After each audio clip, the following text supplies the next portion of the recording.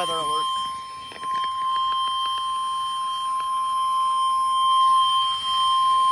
The National Weather Service in Indianapolis has issued a severe thunderstorm warning for northeastern Morgan County, northern Johnson County, until 8 p.m. Eastern Daylight Time.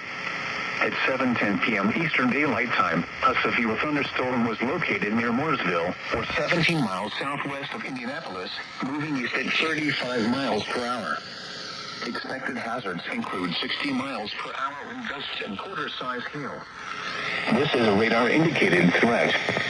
The following impacts are expected. Hail damage to vehicles is expected. Expect wind damage to roofs, siding, and trees. Locations impacted include Greenwood, Franklin, New Whiteland, Bargersville, Brooklyn, Bethany, and Waverly. This includes Interstate 65 between mile markers 89 and 100. For your protection, move to an interior room on the lowest floor of a building. A tornado watch remains in effect until 9 p.m. Eastern Daylight Time for central Indiana. Repeating, a severe thunderstorm warning has been issued until 8 p.m. Eastern Daylight Time for the following counties in Indiana: Johnson and Morgan.